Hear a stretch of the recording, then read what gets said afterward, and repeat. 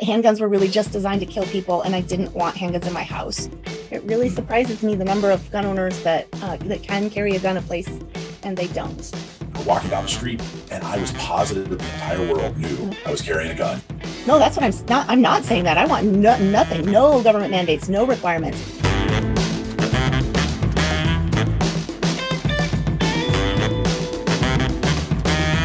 We are here with Stephanie Weidner. Stephanie Weidner is the CEO of Active Self-Protection, which is a really fantastic company, and we're going to sit down and have a conversation with her for a while. My name is Michael Schwartz. I'm with Gun Owners Radio. This is Gun Owners Radio Magnum. Gun Owners Radio, you can find us live every Sunday from 4 to 6 p.m. on our YouTube channel. You can also listen to us streaming on any of the podcast streaming services. But we decided to do more long-form interviews where we have more of a conversation and we sit down and get to know each other. Every once in a while, we refer to that as Gun Owners Radio Magnum because it's an even bigger interview. So that's the reference. So without further ado, we're going to talk to Stephanie. Stephanie, thank you so much for joining me.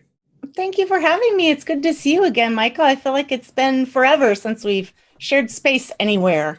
Yeah, well, you guys, I think the last time was when you guys were out in San Diego, right? I think so. And that's been a while at this point. So I'm anxious to come back. Yeah, and you are coming back. We're going to talk about that. You're coming back in March, and we're going to talk all about how Gun Owners Radio has set up Cover Your ASP Week. And we have all kinds of really cool events and seminars and training and all kinds of cool stuff. I'm looking forward to that. By the way, I really like that you spell your name with 2 N's.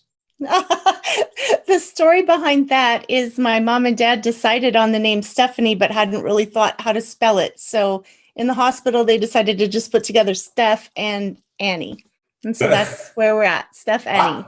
I like it. Listen, I grew up, I have probably the most common name, there's always 3 or 4 Mikes or Michaels in the room. So any way to make my name a little different or what I like it a lot. And it makes it easier to say, if I do a search for Stephanie Weidner on the internet, I get all kinds of stuff. But if I spell it correctly, I just get the cool stuff that you do. So that really it narrows it down anyway. It was worse before I was Weidner, I was Johnson. So that was, the 2 N's did help there too.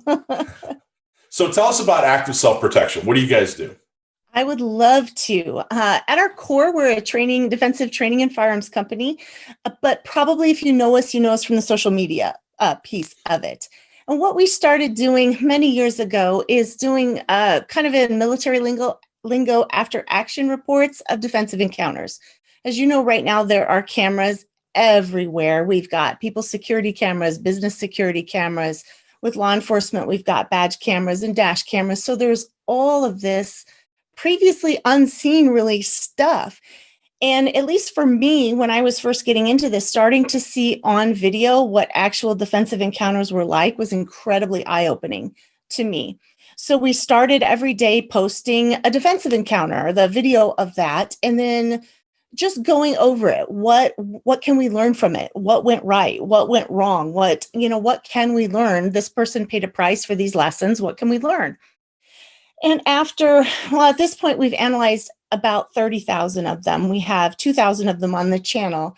But long before we analyzed 30,000, we started seeing the same principles over and over and over again. And so we started thinking that those principles are probably pretty important. What if we were teaching gun owners the best way to defend themselves? These are the most important things to learn. And so then we started developing our Cover Your ASP sort of tour where we go around and do these seminars and explain to people what we've seen, what we've learned over the years, and then help them develop that skill set. So now did you find Active Self-Protection before or after he went into social media, started doing the analysis? I found them right as it was evolving when I started following Active Self-Protection. And at that time we would watch a video, but the breakdown was a Facebook post with a list of points. So number 1, number 2, number 3, and just a text format. And so then we've kind of evolved to a little bit better production today. But that was the everyday analyzation of the encounters was already going on when I started, but it was a really different format at that time. Wow. How did you find ASP? What brought you? I was trying to navigate the defensive world myself. We had kind of a scare, for lack of a better word, here at the house, and I was home with my 5 kids. It was 4 biological children and a foster child at that time, and we had pretty credible threat from the biological family of the foster child.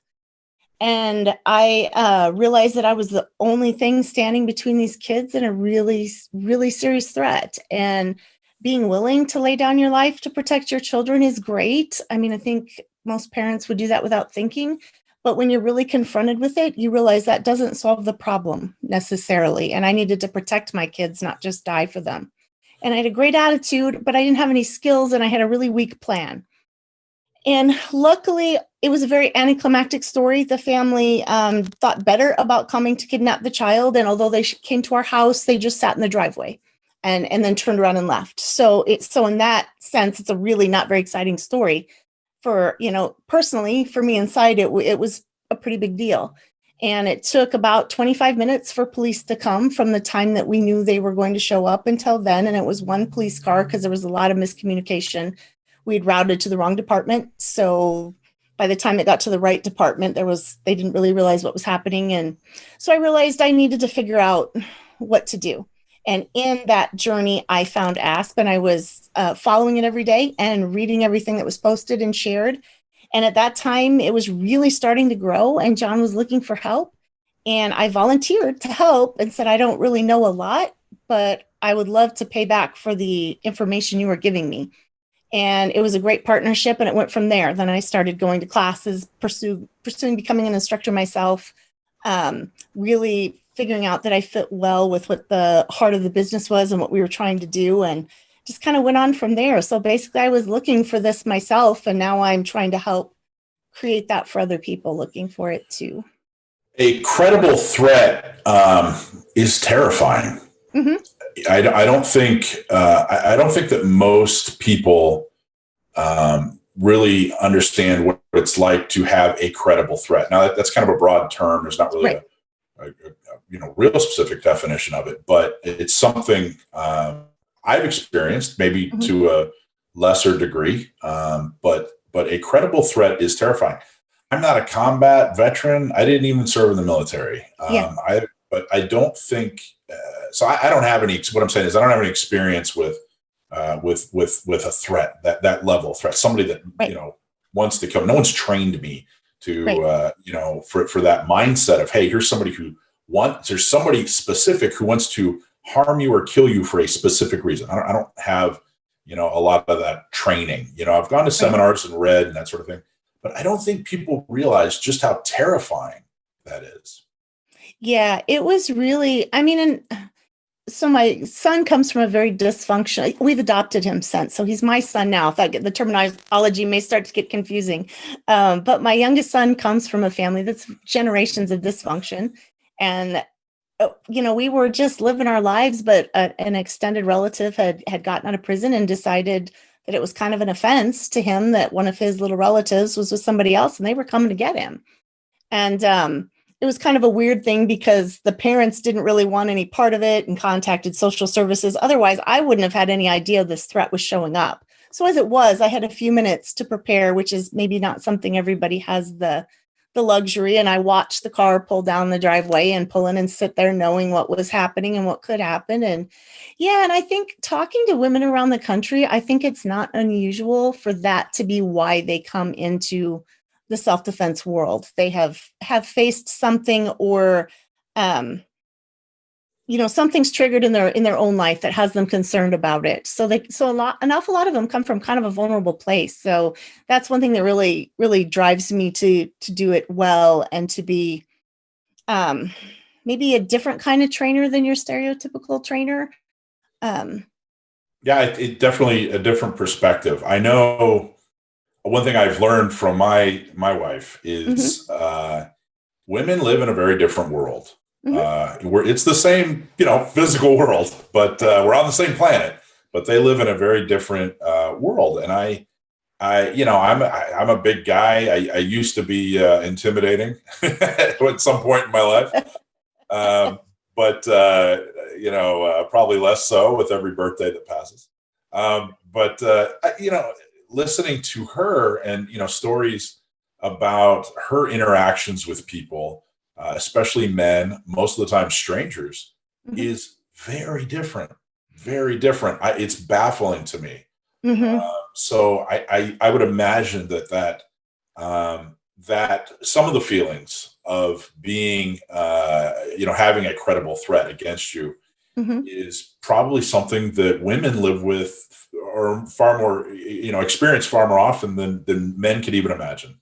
Yeah, I don't disagree. I mean, if you think about it and want to talk in like big, broad stereotypes, I mean, women are generally smaller, weaker than the men on the planet. And so you have to learn to live within that, that if someone wants to be a threat to you, they really can be. And you are vulnerable to most of the population. So women tend to get really good at a few things because of that, just instinctually. They get very good at reading people.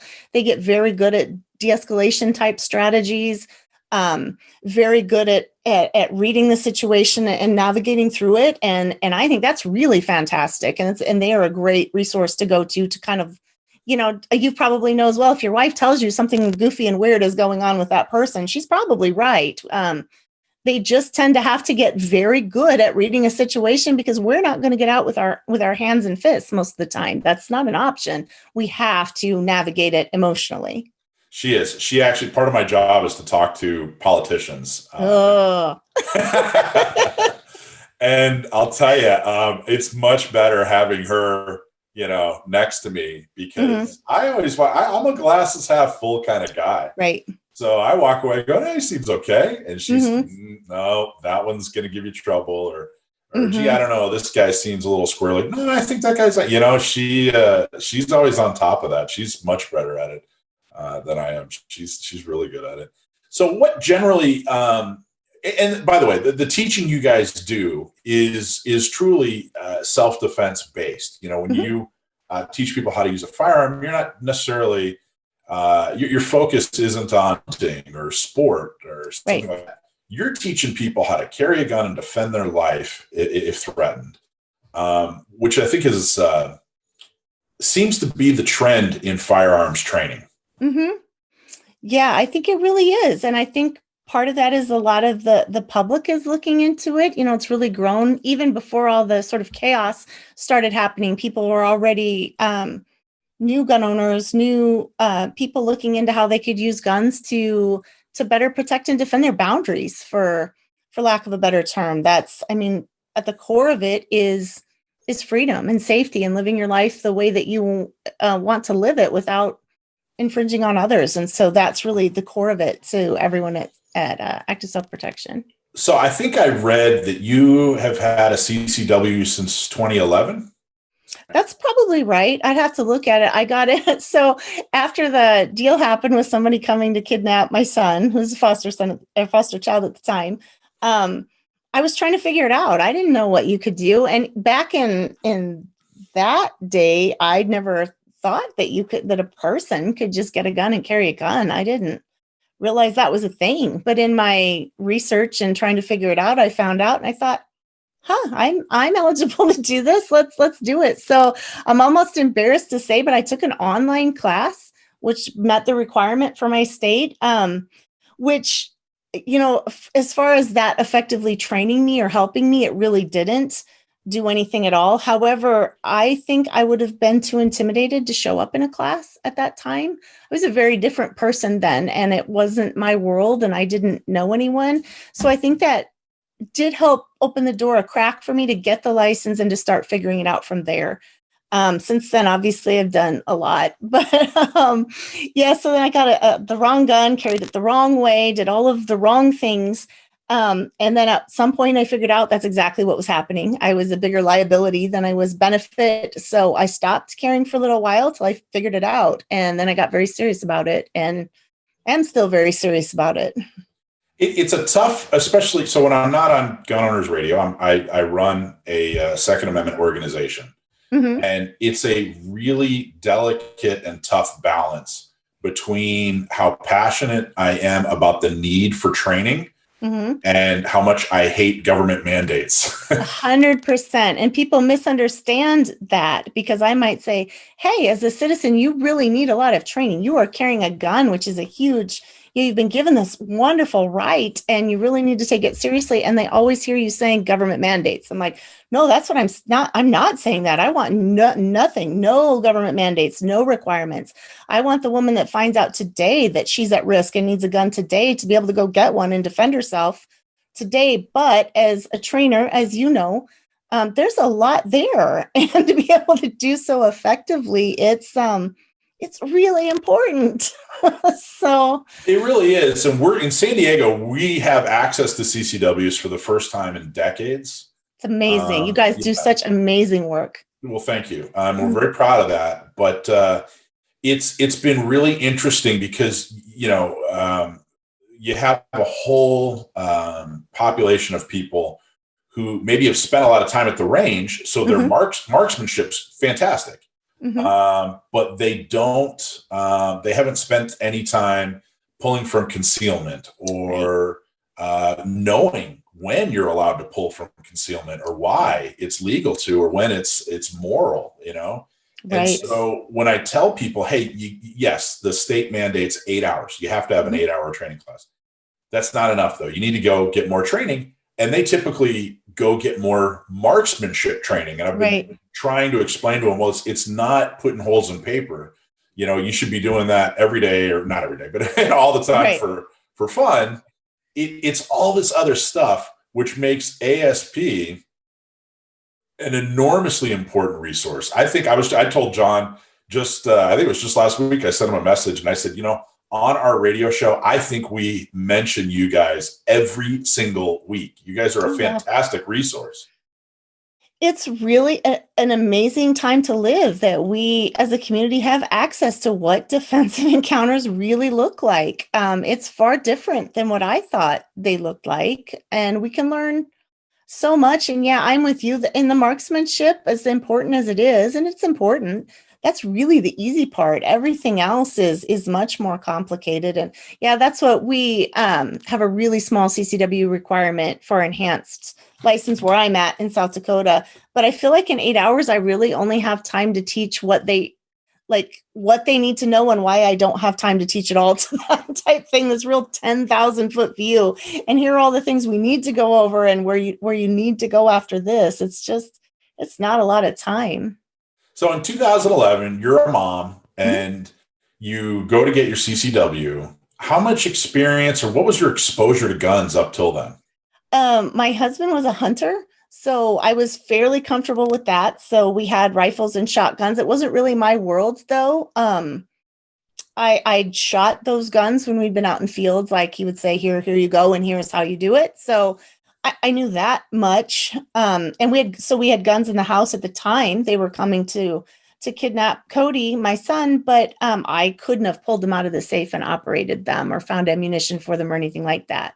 And in fact, this is where I get really, really bad wife points, because I was actually a little bit scared of guns and came from a family that was not really, really pro guns. I wouldn't necessarily call them anti, but it wasn't their world. And I made the comment that handguns were really just designed to kill people, and I didn't want handguns in my house. And so him knowing I was scared of it, got rid of the couple of handguns that he had. It wasn't really his world either, so he was fine, whatever. And now I'm like, well, yeah, they are designed for that, and they do it very well, and sometimes that's what has to happen. But I had very little understanding of what they were, how they worked, and what to do with them. So in 10 years, you went from mom of 5, who was a little nervous, wasn't really a big fan of handguns, to the CEO of a national firearms training outfit that has over 2 million subscribers on YouTube. Yeah. Did you ever imagine? No. Not remotely. And I think most of it was just because I knew where I was and I knew what I needed, and I had a big motivation to learn more and to do well. And because I knew what that was like for me, I had a big heart to help do that to other people. So I just immersed myself in it. Once I felt a little more comfortable and confident, John encouraged me to start going to classes and then instructor level classes. And now that's my goodness, we're doing that all the time, partially because with 2 million subscribers across the different platforms, about weekly, I get comments and letters and emails from people saying, hey, when I was in the middle of a defensive encounter, I followed your instructions. One of them, I'll never forget it because it can be everything from I saw this developing and I knew because of the lessons and I just avoided it. So I'll never know if something bad was going to happen or not. But I'm like, that's a huge win. That's awesome. Well done. All the way up to when I had a gun pointed at my chest, it was John's voice in my head telling me what to do. And that particular email really made me realize that what we are teaching people matters. For some people, it's going to matter a lot. And we're constantly students because of that, constantly testing and trying to figure out what the best practices and techniques and stuff is. Because, it matters. So we can't really feel good about phoning it in. So we work really hard. I think you just hit on something that doesn't get talked about enough when you said, you had a big heart. I grew up in the 80s and the 90s when guns were pretty much the gun world, I should say. If you wanted to know more about guns, you read Soldier of Fortune magazine, or you went to the Army Navy store, and a lot of that's changed. I'm not in guns, or I'm not into the Second Amendment, and I'm not into guns because I have a fascination or I, have any desire to be militant or in the military. I'm into this because I care about people. Yep. And I don't think that message is front and center enough. Yeah. I 100% agree. And that hits it really for me. Guns, I don't really care anything about. I know some about them. I know some about how they work, but you get in very far into the gear and you lose me immediately. I want something that works and I want something that is a safe way to carry that, an effective way to use it.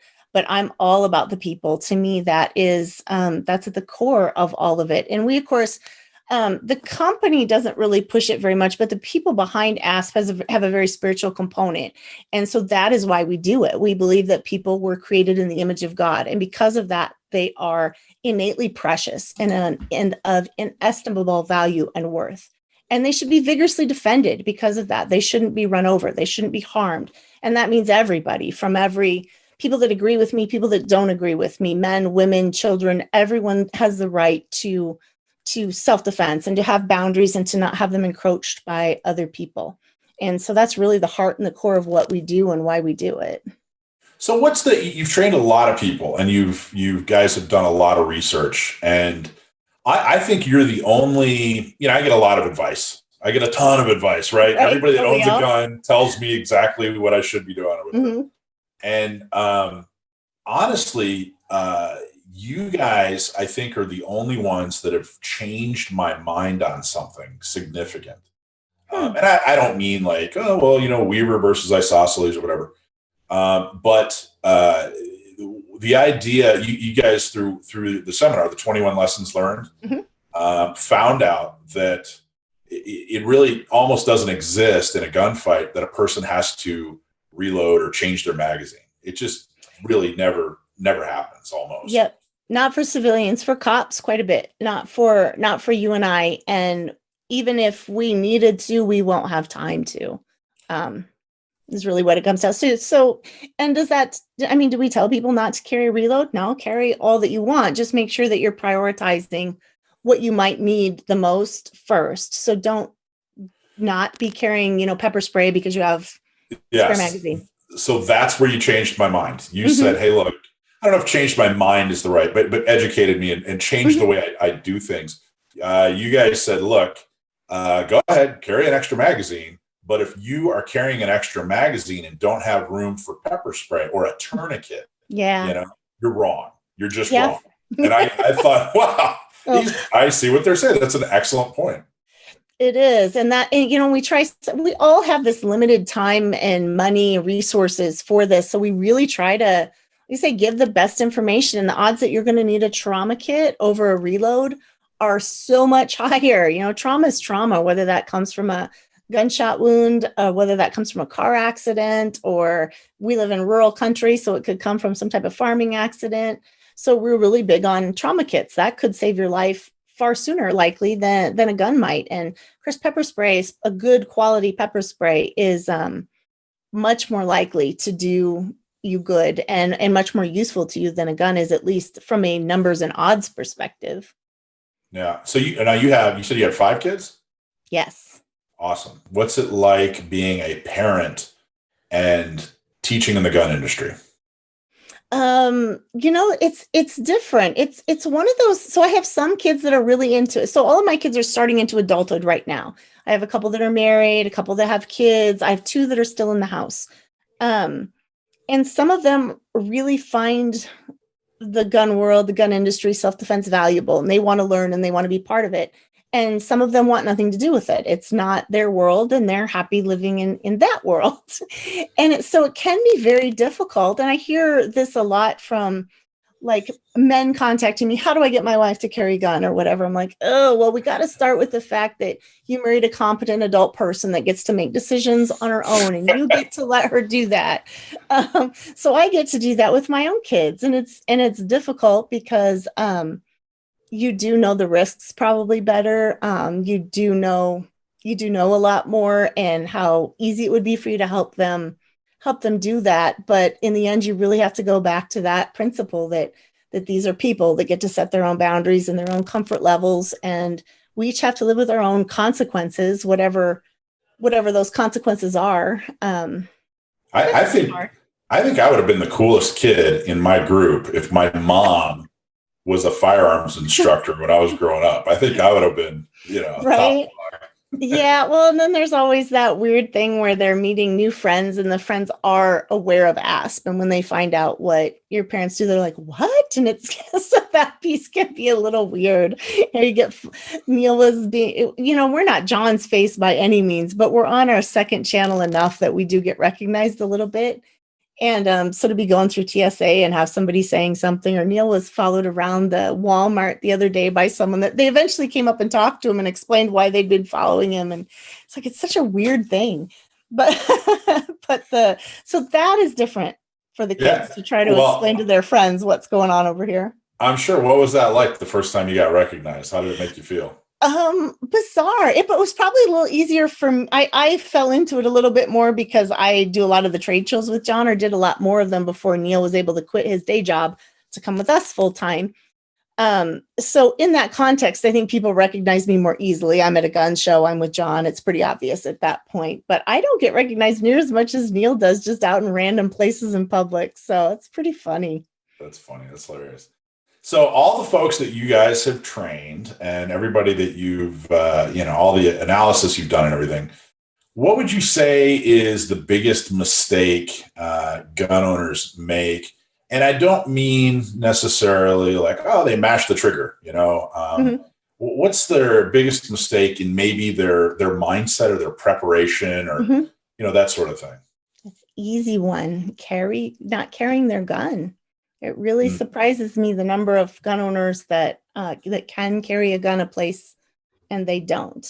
And then a second close one would be not carrying it in a safe and effective manner. So carrying it in a way that puts them at risk and or is completely inaccessible should they need it. Well, that's another thing I've learned from you guys is I used to think a holster was a holster. Just buy one and use it and whatever. But that is not the case. It's not the case. And me too. And you'd think in this like litigious society that if a company is selling a holster, that it has to be a safe holster. Surely a company couldn't sell something, let alone millions of somethings that are inadequate, and they can. They really can. It's some of the gear that's out there, the holsters in particular, are bad. although you know what after I made that comment, and I'm gonna make this comment, and then you're gonna reach through the screen and smack me. My holster, the one that I use most often, it's an urban carry. Oh no. But I gotta tell you, maybe there will be time when he comes to San Diego for me to sit down with John. You have to work with it. Out of the box, it's horrible, but I've really worked with mine, and it works for me very, very well. I'm a big guy. I don't have a lot of extra room in my waistband. And so it actually works for me really well, but I really had to work with it. But Mhm. that being said, that being the exception, every time I look for a holster, it's like you said, it's John's voice in my head. This Mhm. is what the requirements are. He's like set a standard. You guys have set a standard for what a holster has to Mhm. be. Now, what Yeah. happens when you guys criticize a holster? Do they come after you? Do the manufacturers let you know, or how does that work? Sometimes, we haven't heard. We did hear from one company that was frustrated. We were talking about, the sticky type holsters. There's Yeah. multiple brands of them, but there's one that's specifically called sticky holsters. Yep. And they thought we were specifically talking about them, so they were frustrated about that. We're like, no, any holster like that has some pros and cons, pluses and minuses that you have to be aware of. And so, yeah, he was frustrated. But and sometimes other gear people will be too. But I mean, to me, like I said, it's frustrating because I think people get into this and think, well, I can just buy a holster and it'll be great. And you end up spending sometimes a couple $100s on different holsters trying to find something that works at all. Or you get something that's safe, but it's just not remotely comfortable, so you can't carry it. And my passion is to help people to protect themselves. And if their guns are at home or they're a danger to themselves because their holster is so dangerous, I'm not doing my job if I don't speak truth to that. Yeah. Yeah. So how do you carry normally? Appendix in the waistband, right up front there. Is you prefer? Right now I'm using a Dark Star Orion holster. Have you seen the Enigma holster chassis from Philster? I have not. Yeah, so it's really new. And so I was in kind of a test group for it and it just came to market. So I'm using it. Basically, it's your holster. So I'm using that Dark Star Orion holster, but you don't need and then basically it's almost like an under the pants belt. So the Enigma is the belt, but you wear it on your body, basically. And so Wow. then if you're a girl, because a lot of women don't have the belt loops, or maybe you want to wear something that isn't really strong enough material wise to hold up a gun. So this is where the Enigma comes in. You can wear it independently from whatever clothes you're wearing. I really like it. I really like it. I mean, I just started with it, so we're gonna wear it for a couple weeks before we do a good review on it. But before that, it was just the Dark Star Orion, just in my belt there. The first time I carried concealed, we live in California. Mhm. So the first time I carried concealed, we went on a trip to Arizona. It was actually in Tombstone, Arizona. Okay. And so I got to carry concealed. I told my wife, I said, heck yeah, I'm taking the holster, whatever. And I had this cheap leather holster and I carried my Glock and we're walking down the street. And I was positive the entire world knew I was carrying a gun. Uh-huh. And I kept whispering over to her, can you see it? She was like, no, just relax. So yeah, so we go to the OK Corral, and they actually have I don't know if you've been there. They have a reenactment of the shootout at the OK Corral. Okay. And they have like kind of like bleachers set up, like metal bleachers set up. Okay. So the only seats left were all the way at the top. We start walking up there. I was convinced this thing was going to fall out of my pants and clang, clang, clang, clang, clang, and hit every bleacher on the way down. And, oh my gosh, I made it. Everything was fine. But what was it like the first time you carried? Do you remember those first couple of weeks? I do. And so of course, at that time, I had 5 little kids under the age of 12. So my biggest concern was keeping them safe. That was the whole point. So this was my plan. I got a purse to carry my gun in. Now, as far as purse holsters went, it was okay. Or purses to carry a gun in, it was okay. There was a separate compartment and it was hidden actually very well and reasonably accessible. But it also had a locking zipper on it. So I kept the gun, the magazine out of the gun, and also nothing in the chamber or the gun itself. I just kept them both in there. So zipped it up, locked it up. So I guess my plan at this point was, if there was a problem, was to get my keychain with a little tiny key, unlock it, unzip it, load the gun, rock the slide, and then do something to change the destiny there of that. That's when I realized that, and like I said, my goal was to not be a danger to the kids. So I was really trying to mitigate that risk. But at one point I realized that I'm just a greater liability here. You don't have a non-zero chance of having a gun problem if you're carrying a gun. So I thought, here I'm introducing risk, but no, it cannot help me. like this. It's not a benefit to me. So that's when I stopped carrying and started to figure it out from there, and went to a holster that I could access and would still keep it safe and secure from them. But it took me a while to figure that out. Describing it as a as a greater liability, is that? Yeah. Okay, so that really paints the picture. I know when I've told people, hey, don't carry it this way, or when they ask me, like, hey, should I carry it this way or whatever? I say, don't do that. And it's hard to explain, well, it doesn't really work, or, what if, but describing it as, you are now actually a greater liability, I think really paints the picture and kind of hammers it home. You guys are not fans of off-body carry at all, right? Not really. I think it can be done, and it can be done safely. The problem is it's incredibly mentally taxing to do it.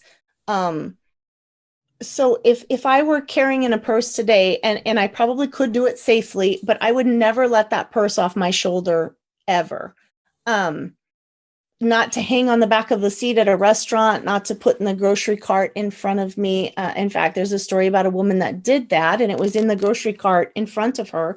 And while she was, I assume, looking at something, her child got into it and shot her and killed her. So that's what really, really paints it for me, that you have to be guarding that, the risk that would come and plus I'm kind of scatterbrained a little bit sometimes. And the idea of leaving a purse would not be out of the realm of possibility for me. And to have a gun in it and potentially hurt someone or get that gun into the wrong hands is just, I can't deal with that. So it needs to be on my person. And it took me a while to come to that and to get comfortable with that. But when I look at it as sort of that risk benefit analysis, to me, there's just so much risk in carrying off body and so much work. I don't think I could do it properly day after day. So what's your favorite part about working for ASP and your career with them? Is it wrong to say I love the people that I work with? That's probably my favorite part. We've got a really great team where everybody really is just passionate about helping people. But also I love doing the in-person trainings that we get to do and going around the country and helping people. I think a lot of first-time people or people to their first class come to our classes. And I really love that, being able to take someone that is maybe like me, that I don't think I would have shown up to an in-person class at first. And some of these people are, and then I get to help them through that. It's a pretty awesome experience. I really enjoy that. And we're excited to bring you out to San Diego. We're very excited. I was blown away when I was one of our board members for San Diego County Gun Owners, Morgan Ballas, who had the idea originally. And I didn't know what I was in for. And I thought, okay, it's another trainer. You know what I mean? It's just another trainer. And your seminar, the 21 lessons learned, blew me away. Couldn't believe how great the information was. So I've been talking about it for years, and I can't wait for people to see that seminar, but also train with you guys and learn from you guys. Okay, so you said you've done stuff like this before. You guys go all over the country to do training. It's not just in one central location? No, yeah, we're rarely is in a central location because we usually don't have time to plan it ourselves. So we almost need to be hosted somewhere around the country, and they kind of do the planning and setting up, and then we get to go and just do the training and have fun. So it's the best. And Cover Your Asp Week it starts March 16th, and there are events for all levels of gun owners, right?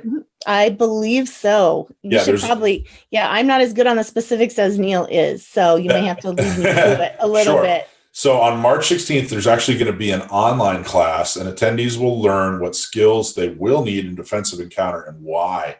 So this is actually free to all members of San Diego County Gun Owners. It's an online seminar, but you also have live fire classes for beginners, for experienced. Then we're having a really cool happy hour where it's really just kind of a meet and greet and have some fun, which is cool.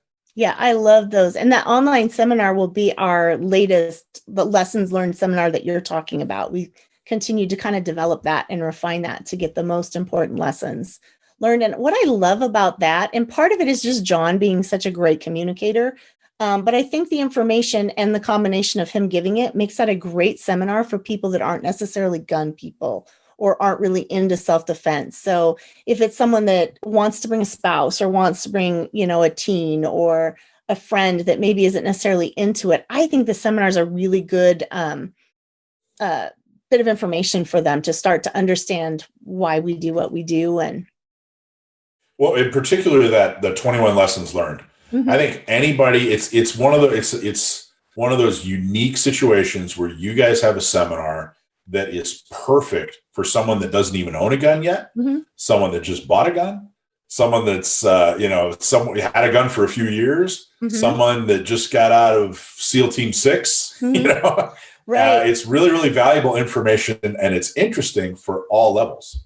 Yeah, and it's really evidence-based. It isn't lessons that are really important to us that we want to convey to you. It's lessons that we see the most important lessons after watching all of these over and over. What do you need to know? And then how can you use that to kind of inform your limited time training and resources budget and to get that all budgeted properly to get you the most bang for your buck. Most people don't have a job that allows them to train as much as we do or to travel as much as we do. And so it's really important to us when you do invest that time and money into training with us that we're giving you the best information that we can. And we're the live fire training classes. Who should take your basic live fire? So it's probably going to be beyond just basic pistol. If you're showing up with a gun in a box that you don't know how to run, you're not going to do well in the class. We won't have time to get you up to speed on this is how you hold it. But we will spend time on this is how you hold a gun. But if you're completely clueless about guns, it's probably not the class for you. You need to do a basic. And there's probably time to do that between now and when we get there to get up to speed. We don't need somebody that has incredible marksmanship. We don't need somebody that has incredible speed. If you show me somebody that knows how to basically operate their gun, has a safe holster, and is open to learning, I'm great. I'm thrilled with that. We will work on everything we need to work on from there. I don't need somebody that's already super accurate and trying to impress me with where they're at or super fast or anything like that. Just someone that can operate their gun safely and is open to learning. And the evidence-based training that you guys talk about, I think that's fairly unique or at least very specific to ASP. Talk a little bit about the evidence-based training, what that means. Right. So I guess to us, it means it really doesn't matter what you think or what common sense might tell you. If, as we watch the videos, we see something different over and over, you have to be willing to accept that as, okay, this is really what it's like. So, you may have great love for the idea of carrying an extra magazine, and that's great. I'm not saying you shouldn't do that. I'm just saying that there is very strong evidence that you shouldn't spend a ton of time practicing reloads for a defensive encounter. You shouldn't waste a lot of body real estate figuring out how to carry a bunch of magazines. If you're very limited. Now, if you're not limited and you want to have a battle belt and 100, I don't care. I really don't care. But like we were saying earlier, everything's a bit limited for most people: time, space, resources, money. And there's just no credible evidence that a civilian defender needs to spend a ton of time with a reload. Your average defensive encounter is about 3 to 5 seconds, and you just don't have time to reload it, even if you have one available. I can't tell you how many times my wife has said, well, John says, and then I get an ASP lesson from my wife. Right, great. And she's, my wife carries, she's got a CCW. I would not, she's certainly not as in depth in the culture and the habit as you or I. But she still really enjoys your videos. And like I said, every once in a while, I get a question. Well, what do you think about this? And I'll give an answer. And then I get well, John says. I love that. Yeah, that just makes my day, because that's really what I want to go for, is the information in the community where everybody has a space and everybody's welcome and feels comfortable, and not just the, almost echo chamber that you can get in some of the very, stereotypical demographics and everything. We really try to stay away from that and just be a place where people are important, where whatever people mean. And we like to blow people's minds a little bit talking about anything having to do with guns in California. And we're like, you guys know there's actually a lot of concealed carriers in California. Just by population, there's a lot of them. If you get in a county where you can get one, you can get a concealed carry permit. And there's a couple of them. And it's a great place to train. They've got really pretty reasonable self-defense laws. The gun law is not so great, but the self-defense laws are pretty reasonable. And I think that's something that a lot of people don't understand. I think you're right. And I'm really looking forward to getting your training out to Californians and turning more Californians onto you guys, because I really, really appreciate what you guys are doing. You guys even have a law enforcement scholarship program, which basically means that you can help, whether you attend the classes or seminars or not, you can help us send law enforcement officers to your training. Why is that important to you guys? Why do you guys have a heart for law enforcement? Well, we've always been really pro law enforcement. We realize that they are acting as our agents and, defending what we've asked them to defend in society. And that's pretty important. They're generally really good people trying to do the right thing. And they're doing a pretty dangerous job. And a lot of times the conditions we put on them make it worse. And so I just think it's really important to be supportive of them, to provide them with the best that we can provide them with, training wise, equipment wise. So yeah, that's really important to us. A lot of departments across the country and even actually internationally use the videos as part of their training, and that just thrills me. I'm just really happy to be able to give back in that way. That's awesome. And we're going to have a link to gunownersradio.com if you're in Southern California. In parts of Arizona are close enough to drive for the training, but you're probably going to get filled up by San Diegans, because there's a lot of people in San Diego that are looking to train. So if you want more information, there's a training community in San Diego. I was amazed the first time we were out there and classes were filling up. And in fact, while we were at Morgan's place, there was another class up on the ridge there. I mean, there was just gun owners everywhere. It was pretty thrilling. I loved it. It's awesome. It's awesome. So if you're listening, if you're watching, if you want more information, go to gunownersradio.com. We'll have the link down at the bottom for you guys to check that out and support. So Stephanie, politically, are you worried about the next 4 years? Are you worried about the next 8 years? Human nature, there's always a little bit of a catch there. I try to remind myself that our system of government was literally designed for this, that it's literally designed to have different people in power, people that might believe radically differently than you do. I try to go back and remind myself that I was a little bit more nervous when we had like Hillary Clinton in office and Obama in office. And then I tell myself, well, and Obama didn't pass any gun control at all. There was nothing going on. So I try not to get unduly hysterical about it, and just really remember that our founding fathers were fairly brilliant about how they set up our government, and it is set up for inertia and stagnation and people butting against each other. And that's my favorite thing, when we're not doing anything. It's what I really love. How diverse politically are your students? I think because we make a big point to say that, politics isn't something we're bringing into it, and we really feel that, self-defense is for everyone and a human right, that we get much more diverse than a lot of people. And I think that's actually changing for all, I don't know about all trainers, but certainly as a group.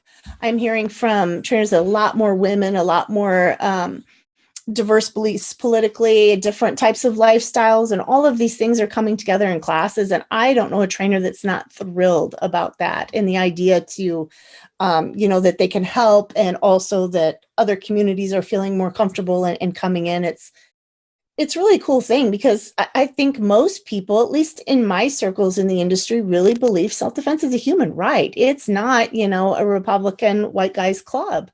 And it's really great to be able to move beyond that in a real way. So that's an exciting thing that's happening right now. And I hope with all the political tension and nerves that's actually going to continue that trend. It is neat. It's pretty exciting. We, San Diego County Gun Owners, and all our packs actually have what we call shooting socials, where we Mm. pair up experienced shooters with totally inexperienced shooters. We book a range so that we're the only ones at the range. It's really, really low cost. And I tell Mm-hmm. people, this isn't a 101 class. This is just an intro to. Nice. And we really try to encourage professional training. This is just an experience. It's not a class. Right. So it works out really well. We opened it up this year because we had so many requests. Mm-hmm. So that we just second Saturday of every month, you just sign up and pay, show up, and we help you out. And for the first time ever in December, one of the shooting socials were all women. Wow. And I talked to Wendy, who works for San Diego County Gun Owners, and I said, well, is this like a women's group? Right. She said, no, these were all individual women who found us, wanted training. It's just a coincidence. So we were really happy about that. I thought that was really neat. That's amazing. And that's my experience with every other trainer, that they are thrilled. So it's really the opposite of what I was nervous about, not belonging and not showing up, not feeling comfortable. Now, showing up in a class, I would have felt comfortable coming to something like that. Absolutely. Yeah. Things like that weren't available back in the day. In fact, concealed carry for the average person was really new back then, at least in Iowa, where I was. And I might have done something like that, whereas just to show up to a class would have been too much for me. I would have felt that I didn't belong. It's intimidating. Yeah, it really is. Yeah. It really is. And I had no friends I didn't know anybody that did anything like that. So there wasn't even my husband, like we talked about, was a hunter, but carrying a handgun wasn't his world. He didn't know any more about it than I did. So I didn't know anybody and didn't know where to start. So I was kind of grateful for something very low key that I could start putting my toes in. And something like that is far more effective than what I did, but equally kind of low key and accessible. So that's fantastic. So we see John in front of the camera a lot. Mm-hmm. We know he likes Mustangs, right? He drives a Mustang, loves Mustangs. Yep. We know he introduced us to the word slappity ding dong. His legacy is all these weird phrases. Yeah. Awesome guy. I'm so thankful for him. What's something that people would be surprised to hear about John that you know from behind the scenes? He's hysterical, incredibly goofy. We get to sometimes get that through a little bit on camera. We try to have, at least on the main channel, especially, we try to have somewhat of a professional persona because we're talking about pretty important things. But behind the scenes, he probably has the meanest meme game of anyone I know. I get dozens of memes from him each week that make me laugh out loud every time. So that, and also he is probably even more important, or even a bigger deal to him than to me, that everyone, self-defense is a human right. That is what is really important to him. And it cracks me up to hear him called, every name under the sun and be accused of being everywhere on the political spectrum. And I don't think anybody has a really good idea where he actually is at, because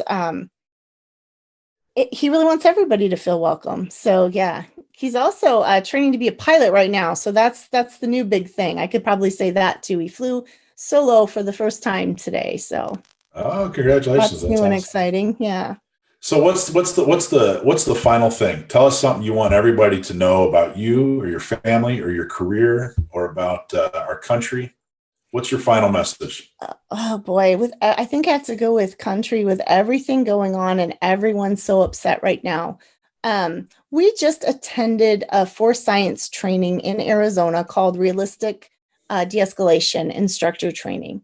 And one of the biggest things they went over was you have sort of this volume on the feelings part of your brain and the rational part of your brain. And as one gets cranked up, the other necessarily has to be turned down. So the more stressed out and outraged that you get, the more your logical thinking is getting turned down, particularly in a crisis situation. But I think that can really play or really be a lesson that we could all think about right now, that it's really easy to get outraged, but when you're outraged, it's also really easy to get out of logical thinking and saying and doing things that maybe aren't helpful, and maybe not having as good an understanding of the situation as as maybe you could. So to me, it's really important to stay calm and stay rational, stay informed, and keep working. I mean, you guys are the gold standard in what people working, just diligently behind the scenes and making these connections and really trying to affect political change, and doing an incredible job at it. I think that is the way that you get it done, the way that connecting, the gun owner and the stereotypical gun owner with, Sally down the street, and helping to find out that we have so much more in common than we have, that diverges. And I think that's really important. I think that's an awesome message. Stephanie Weidner, thank you so much. Check out, you bet. Thank you so much. Check out ASP online, YouTube channel, website. Go to Gun Owners Radio if you need more, gunownersradio.com if you need more information. And we're very much looking forward to having you out to train with us in March, Stephanie. Thank you. I'm too. Thank you.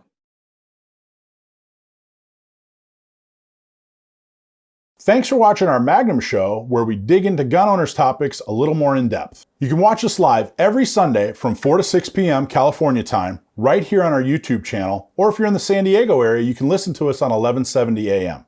We're also available on your favorite podcast platform for free. Don't forget to like and subscribe so that you can help restore and protect the Second Amendment, not just in California, but across the country.